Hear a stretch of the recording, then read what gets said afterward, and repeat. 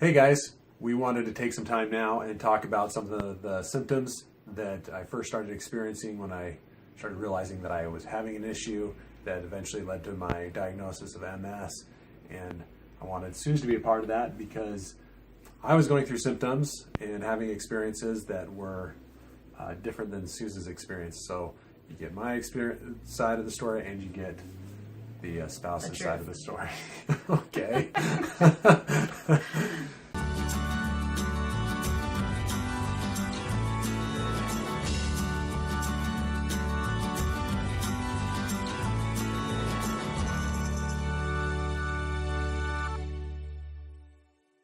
So anyway, I think I mentioned in my last video or our last video that I was training for another marathon. And it was in December, so I wanted to start on the treadmill because it was cold and wet outside. So I was on the treadmill and I got maybe a mile and a half in. This was December 2014. Excellent note. And also, I guess I'll back up a little bit too and just make note that I have had back issues and I've had numbness in my legs fairly often since high school, off and on since high school. Back in April of 2010, I had a really bad issue where I was essentially numb or tingling from my belly button all the way down to my toes.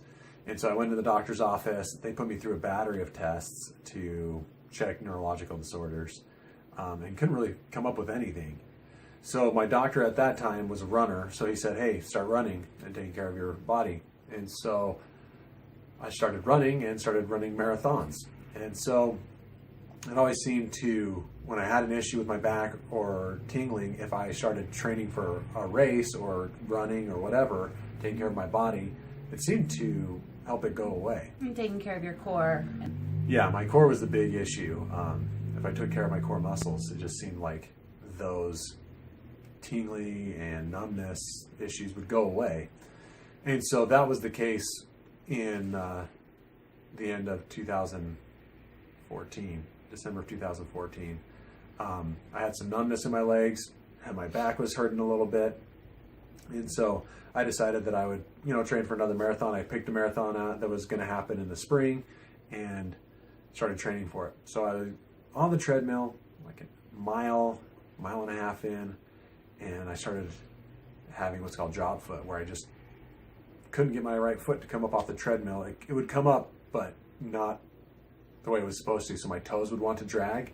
And so I found myself leaning to the left, trying to get my right foot up off the treadmill while I was running. So I just figured that I had a significant back injury, or flare up or whatever you want to call it. So I took a few weeks off and iced my back and stretched it and did some core exercises. And when I felt better, I went back to the treadmill. Sorry. Sunday afternoon. When I felt like it was better, I went back to the treadmill, tried again, had the same results. Took more time off to rest my back because it just felt like in my lower right side of my back, I had a pinch or a stab, and I felt like that was the issue. So I did that, took more time off, came back to run a few weeks later, but instead of going out on the treadmill, I thought, well, let's go out on the road and just see if maybe that's a little bit different. So the issue was that this time I was like a mile and a half away from my house. So I had to walk all the way back home. In the winter, all the way back home. In the snow, both hills. You had to walk a mile. Uphill both ways. But it was just a drag that, I was away from the house as opposed to in my garage where I could just come in and relax. Well, and also, defeating and frustrating. And, right. And you have all of those negative feelings of being worthless. I mean, I hate saying it, but that's how I felt. Like I'm used to oh, hey, my back hurts. I have numbness. Let's go run. And then I'd go run like 3 or 4 miles. Well, and it became our thing over the years. It was, we'd run races together, train together. We ran Ragnar together, which was a super fun bonding weekend. It was like a date for awesome. A weekend, a really terrible 24-hour up all night date. Thanks. It was really fun. The point is it was also our thing and our family's way of of staying healthy, of working out, of spending time together, of bonding, Yep. of, you know, it wasn't just, it was more than that. It was more than just Yeah. running. It became our thing. And so it was even more of a letdown when it became the reality, or seeing the reality that he couldn't run right now. Yeah. Yeah, it actually became a real passion of mine. I mean, I love running. So, sorry, you want to say something? Oh no, just you're way better at it than I am. You're over a foot taller. He's over a foot taller than me, and So my stride is like my legs just like have to work 1 to real 2 or hard. 3 of yours. So I wasn't able to. There was something serious going on. Wasn't able to really run. And so what I decided to do is I would just stay in, do some core exercises. I went and got a gym membership so I could do some weight training, and well, a little bit of weight training. I'm not some guy that's going to get, you know, Bodybuilder magazine, but you know, just some weight training. And You were following programs. And yeah, yeah. I was jumping. You had a plan. Yeah, I had a plan, and I also changed my nutrition. I wanted to do a cleanse to get, you know, any toxins and things like that out. Wanted to start putting, you know, fueling my body with good food. So I was doing all of that, and part of that was drinking a lot more water. And you know, every time I trained, I was drinking, you know, a gallon plus water a day. It was nothing new. We've done these things before. Yeah. And so I started drinking about a gallon of water a day. And with that comes the need to use the restroom more often, which happened and is totally typical. What also usually happens is a week after doing that, you're still consuming that much water, but you don't have to go to the bathroom as often. And that didn't happen for me. So I hung in there for like 2 or 3 weeks longer, and I was still going to the bathroom quite frequently. And so I cut my water back down to 3 quarts, still going to the bathroom a ton. And when I say a ton, it's like multiple times per hour going to the bathroom. Like throughout the day, not just, I mean, it was continuous. Yeah. Getting up at night and... Exactly. Like I would get up 4 or 5 times a night to go to the bathroom. It was really, really obnoxious. And so, you know, people noticing at work and like poking fun and making fun of the fact that, golly, you're going to the bathroom a ton. So I kicked my water down to even less, to a half gallon. Still no change. So then a quart of water a day. And which is basically depriving yourself then of water. And right, exactly, which is also not healthy. But there were several days where I just did not drink water because I had plans and I wasn't going to be around a bathroom. And even then, I was going to the bathroom fairly regularly. I would say that even on those days that I didn't drink water, I was still going to the bathroom, you know, at least once an hour, once every 2 hours. I was still going to the bathroom.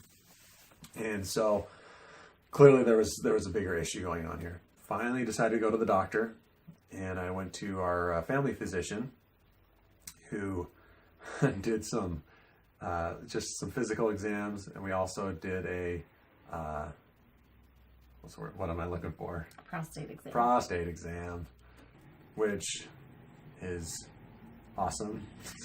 Not at all awesome. But anyway, was able to conclude that, you know, there wasn't anything going on as far as cancer was a concern, or really anything like that. Everything checked out pretty okay.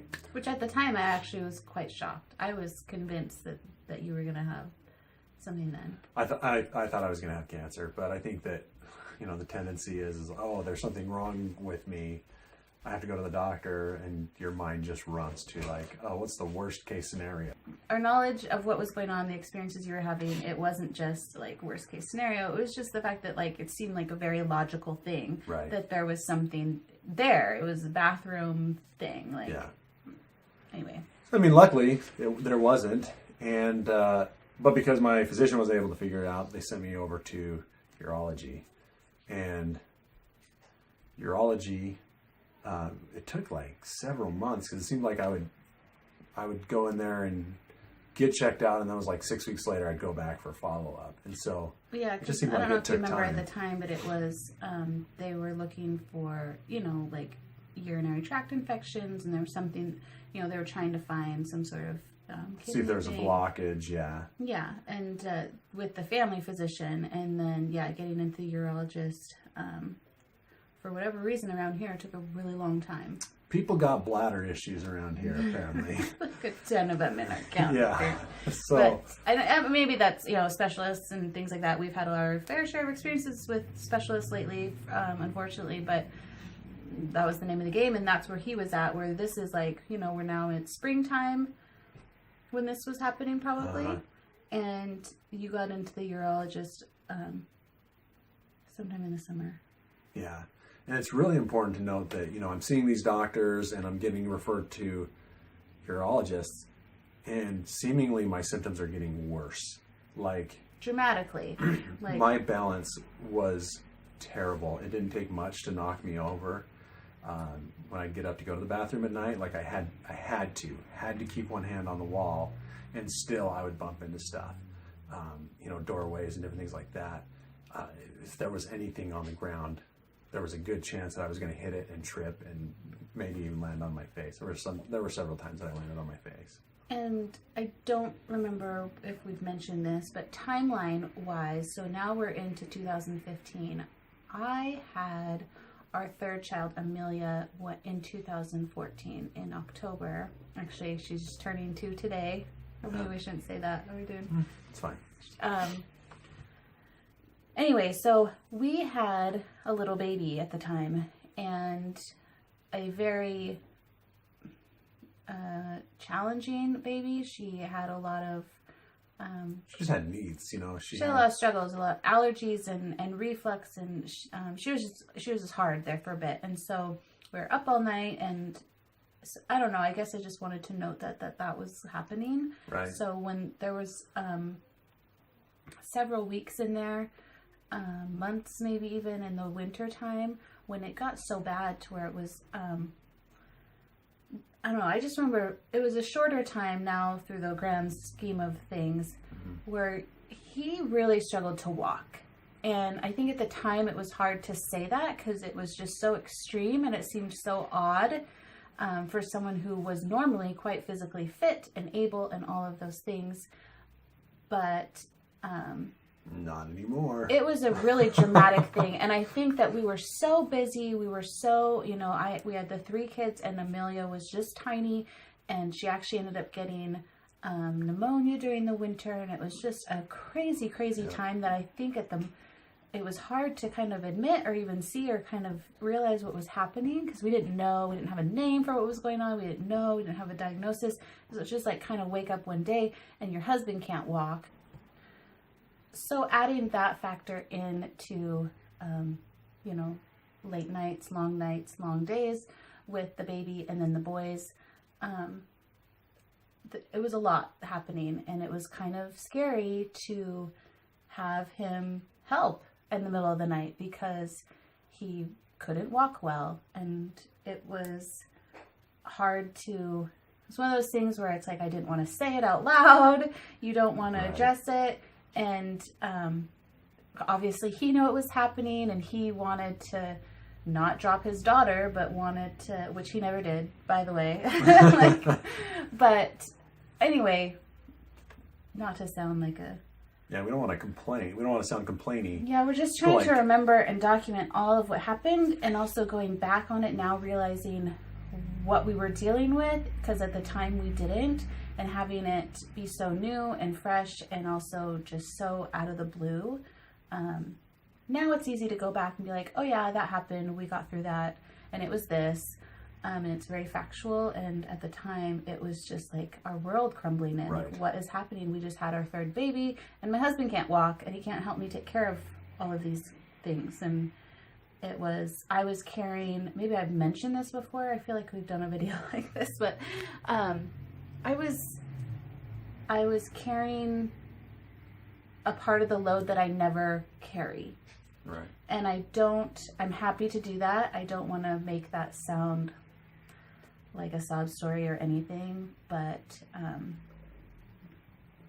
it was a time where, and like, we weren't sharing all of this stuff. A lot of these things are very personal and like confusing. And like I said, it's a lot easier to share when we have an understanding of what was happening. But when you just wake up one day and you have all this happening, it's like, you know, you don't want to call everyone up and be like, hey, guess what?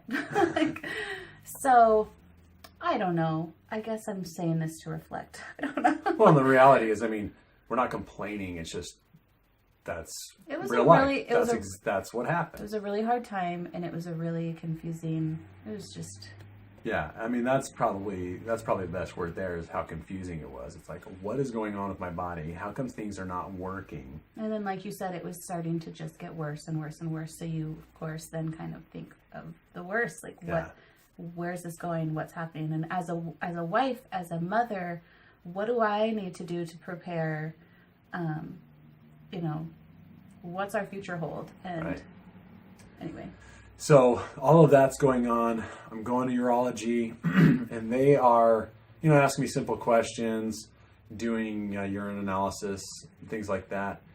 And, you know, over the course of several months, I ended up doing a scope, which was terrible. But anyway, what they do is they scope your, that's what I'm looking for, your bladder, your urethra? urethra and your bladder.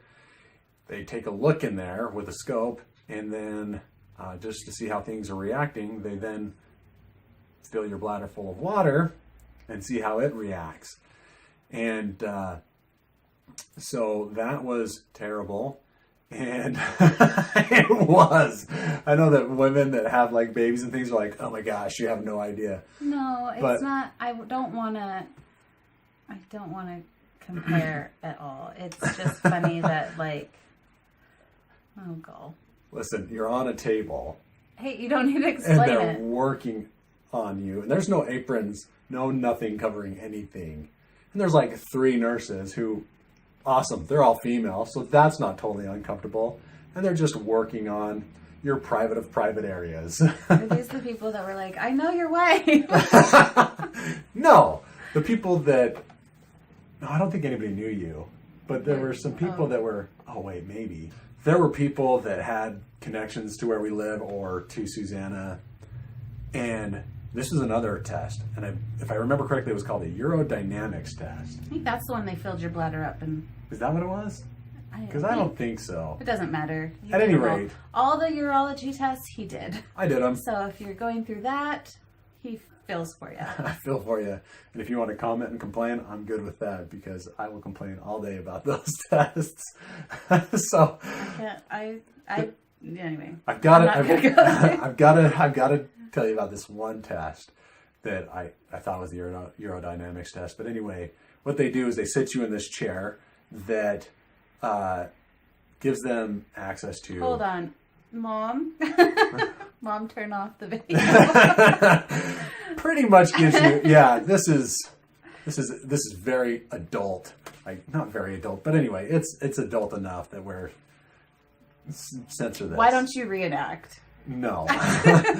So anyway, you sit in this chair and they do another scope so that they can fill your bladder with water, and they put sensors all over your body, including on your rectum. So, I mean, you completely feel violated during this test. And they use this test to find out how much can your bladder hold, when does it want to evacuate, how much does it evacuate. I think that might be it. But they just want to know everything that they can possibly know about your bladder. What they found out is that my bladder didn't fill up enough before it wanted to evacuate. And then when it did evacuate, didn't evacuate even half of the bladder. So not only could I not hold as much, but when I did evacuate, we'll say, I only evacuated half of it. So I was already, halfway full before I even drank any water or anything. So that's what they found out. What they didn't find out was, why is your bladder doing this? We don't know. So then that takes us to a referral to the neurologist, which I think we'll end this video there, since that's plenty of information. If you have any questions, I'm happy to look in the comments and answer those questions. For myself or Susanna.